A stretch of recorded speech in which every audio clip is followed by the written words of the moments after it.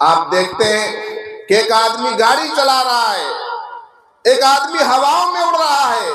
ایک آدمی خلاؤں کا سفر کر رہا ہے، ایک آدمی ہوائی جہاز پر اڑ رہا ہے، ایک آدمی ہیلی کاپٹر کی سیر کر رہا ہے، ایک آدمی کو سلام ٹھوکا جا رہا ہے۔ آپ سوچتے ہیں اس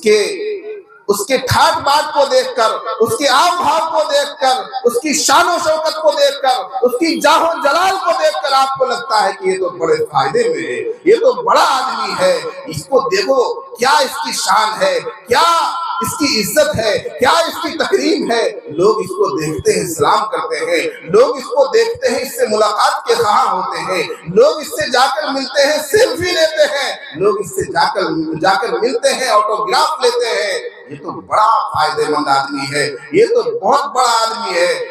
نہیں میرے دوست، اللہ تبارک و تعالیٰ نے کس کو نفع میں رکھا ہے، کس کو نقصان میں رکھا ہے۔ آئیے سورہ عصر کی طرف اور سورہ عصر کی تلاوت کر کے دیکھ لیجئے۔ اللہ تعالیٰ فرماتا ہے ان الانسان لفی خسر، یہ جو انسان تمہیں فائدے میں نظر آ رہے ہیں، یہ جو چار پہیے گاڑیوں میں گھومتے ہوئے لوگ تمہیں نفع بخش معلوم ہو رہے ہیں، یہ جو بی ایم ڈبلیو میں گھومنے والا دھنا سیٹ تم کو بڑا فائدہ مند نظر آ رہا ہے، یہ جو بڑا تاجر اور بزنس مین تم کو لگ رہا ہے کہ یہ بڑا فائدے میں ہے، نہیں، دنیا کا کوئی انسان فائدے میں نہیں ہے۔